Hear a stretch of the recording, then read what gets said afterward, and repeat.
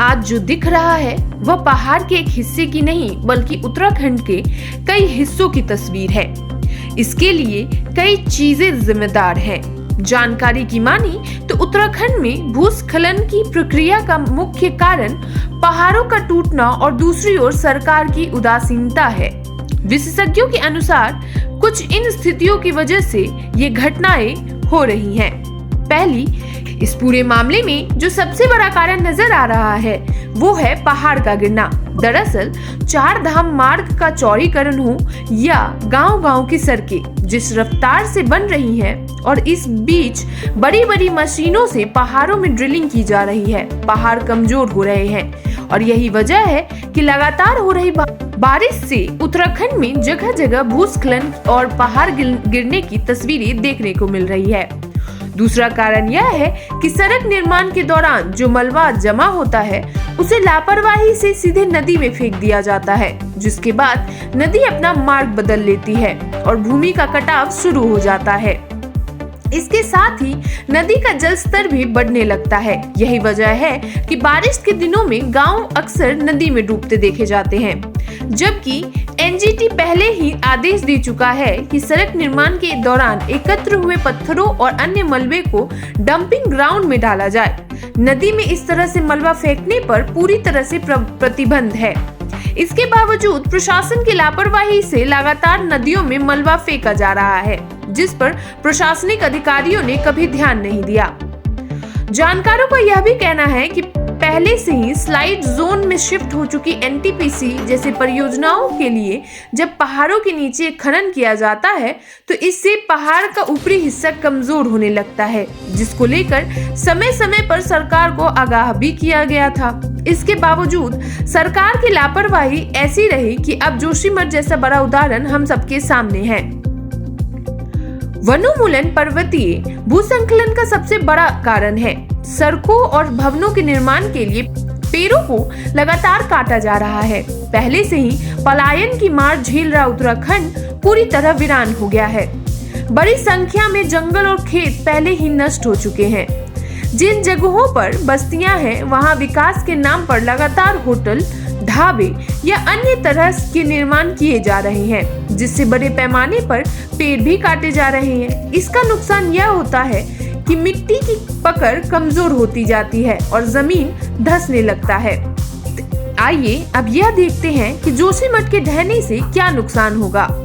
जोशीमठ के ढहने से न केवल एक क्षेत्र को नुकसान होगा बल्कि उत्तराखंड का एक बड़ा हिस्सा प्रभावित होने वाला है।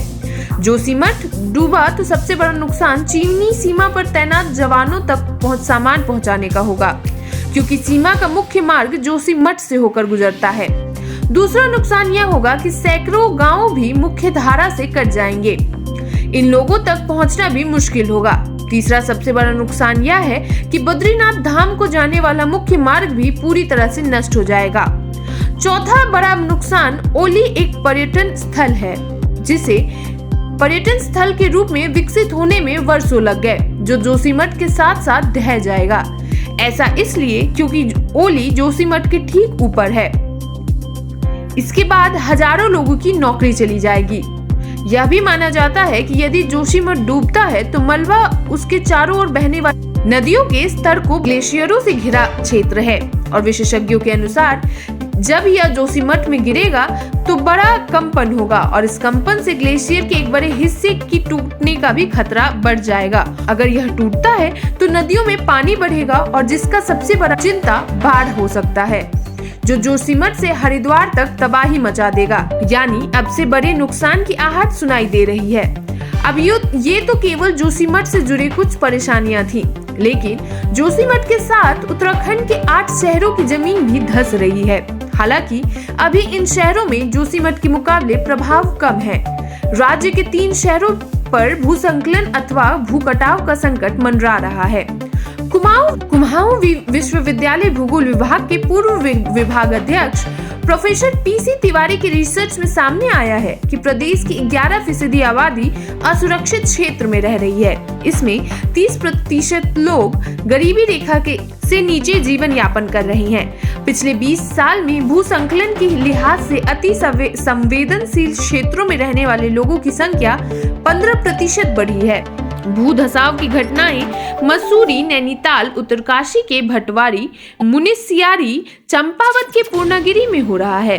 गोपेश्वर, कर्णप्रयाग व श्रीनगर खतरे से खाली नहीं है।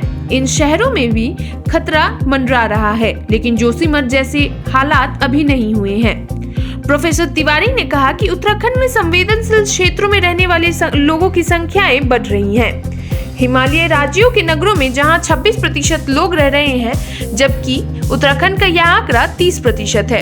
प्रोफेसर सुंदरयाल का कहना है कि साल 2013 की केदारनाथ आपदा में मंदाकिनी घाटी ने भीषण तबाही, हमने उससे सबक नहीं लिया है। उल्टा कई जगह आपदा के मलबे पर निर्माण कर दिए गए हैं।